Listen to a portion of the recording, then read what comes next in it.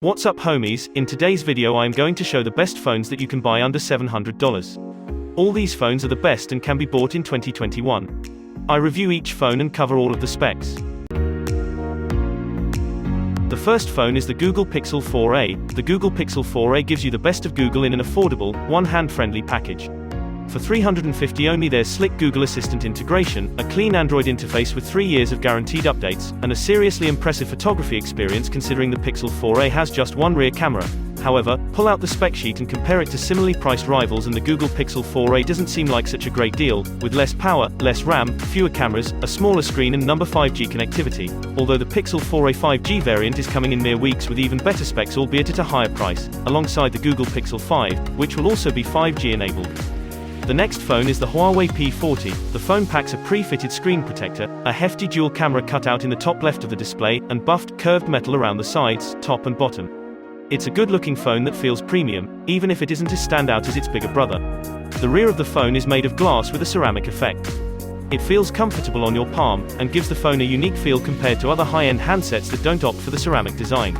The phone is available in blush gold and deep sea blue, which are both pictured this review, as well as black, ice white and silver frost. We particularly liked the blush gold color as it gave the device a unique look, but the other shades may suit you if you're looking for something a touch subtler. Huawei's rear camera technology here is genuinely brilliant, especially considering the lower price of this device when compared to the P40 Pro, and the phone offers strong performance, as it uses a top-end chipset developed by the company. It's capable of 5G connectivity if you're on a compatible plan, and it includes a lot of the features you'll be looking for from a high-end phone. So the glaring issue is simply the restriction in software, which makes the Huawei P40 a difficult product to recommend in markets such as the UK or Australia. To find out whether you can overcome or overlook this issue, you'll probably want to read on for our full Huawei P40 review. The 6.1-inch display on the Huawei P40 has a resolution of 1080 by 2340, making it wide Full HD. Consists of a 50MP f 1.9 primary camera, a 16MP f 2.2 ultra-wide camera, and an 8MP f 2.4 telephoto camera that's capable of 3x optical zoom, just like the Galaxy S20 and Galaxy S20 Plus. Unlike the P40 Pro, there's no time-of-flight (TOF) sensor here. Huawei continues to use an RYYB sensor on its latest flagship line, and this time it's a huge 1/1.28-inch size, which is the largest sensor Huawei has ever used, and bigger than the one found on the Galaxy S20 Ultra. Using pixel binning, whereby 4 of the sensor's pixels are combined into one superpixel, the phone's main sensor can take 12MP shots that deliver improved low-light performance over traditional 12MP camera phones. Our time with the Huawei P40 allowed us to create some top-end shots that rival the likes of most flagship phones. In fact, we were able to get some of the best smartphone photography we've seen on a device of this type, that is to say, on a high but not top-end device. The Huawei P40 Pro and P40 Pro Plus are both designed to give you a better photography experience, but a lot of what makes those phones great is also available here but just not as fantastic. Next on the list is the Samsung Galaxy Note 20. This is a great phone and can be bought with a range of $600 to $700. The Galaxy Note 20 is a lower-cost alternative to the Note 20 Ultra. It's a top phone, if not a $1,300 as the Ultra is, and you still get Samsung's best 2020 processor, a bold OLED screen and the series' signature S Pen stylus. However, it's still not cheap, and Samsung has made more compromises here than it did with the drop-down from the Galaxy S20 Ultra to the Galaxy S20, though this is somewhat in line with differences between the Galaxy S21 Ultra and the Galaxy S21. The Note 20 doesn't have a glass back, an ultra-high-res screen or a curved front, and while none of these omissions has a huge impact on how the Note 20 feels to use, they make the phone seem expensive for what you get.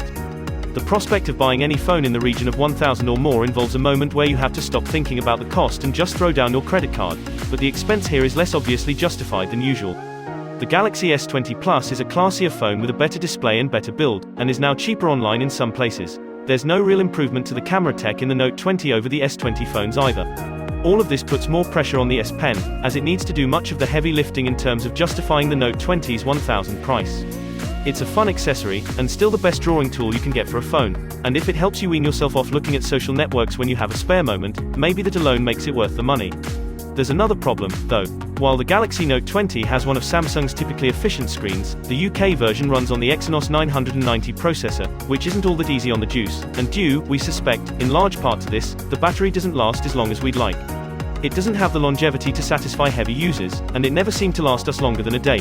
It's only slightly narrower than an iPhone 11, and bigger than 2019's Note 10, but as the number of genuinely small phones decreases, and more budget ones try to offer value, with ever larger displays, the Note 20 feels like no more than a mid-size phone.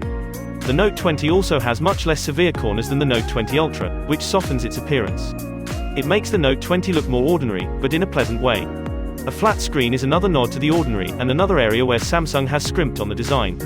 Curved glass makes a phone seem more luxurious, but as the Galaxy Note 20 still has extremely small bezels, there's no great functional loss here. Some may even prefer a flat screen, as curved edges pull reflections, which can be distracting when you're watching a video on your commute, although we tend to get used to that a day into using a curved glass phone. 68 water, dust resistant too, made to take submersion in 1.5 meters of water or less for up to 30 minutes. As with other Note phones, one of the highlight features of the Note 20 is Samsung's S Pen, and the stylus itself is exactly like the Note 20 Ultras. Take it out of its slot on the left side of the phone's base and the S Pen interface icon appears on your screen.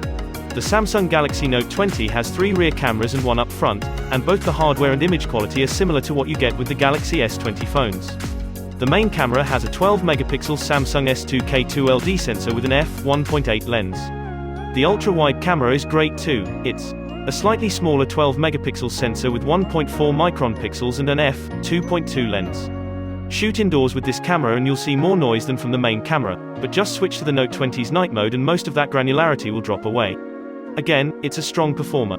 Next on the list is the Samsung Galaxy S20. It has us asking, what happened to the Galaxy S11? Samsung skipped a few numbers for the Galaxy S20, which took over the flagship mantle from 2019's Galaxy S10.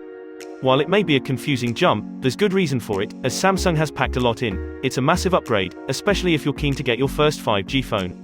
The Galaxy S20 is cheaper and easier to handle than its siblings the Galaxy S20 Plus and gargantuan Galaxy S20 Ultra, but that doesn't mean this is a cheap or low-spec device. The Samsung S20 has a 6.2-inch display, offering exactly 0.1-inch more screen real estate than 2019's 6.1-inch S10. Samsung has made some important steps forward with the camera setup on the Galaxy S20 when you compare it to the Galaxy S10, but not all of the improvements are reflected in the stats you see in the spec list. We think it's best if you take the plethora of number-heavy camera specs with a pinch of salt, and instead consider what they mean in terms of the photos you can capture. Otherwise, the S20 cameras could look like a downgrade compared to previous Samsung devices, and that's far from the case.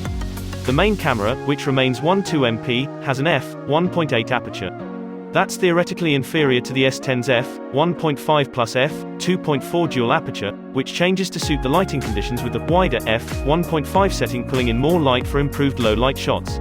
The Galaxy S20 is the best first chance for mainstream consumers to get 5G on their smartphone. Only one of smartphones that shipped in 2019 were 5G phones, and most of those were expensive variants of 4G flagships. Touch sensitivity is also upped to 240Hz from 120Hz to make games more responsive, by sensing your finger brushes on the screen at a much higher rate than previously. This isn't something we found noticeable when we were using the phone, but those more dedicated to their mobile gaming may find that it makes a difference. That's it for today's video. Please consider subscribing if you like my voice, and if you want more tech videos, it's free and you can always unsubscribe later. Oh, and leave a like for my voice. Bye.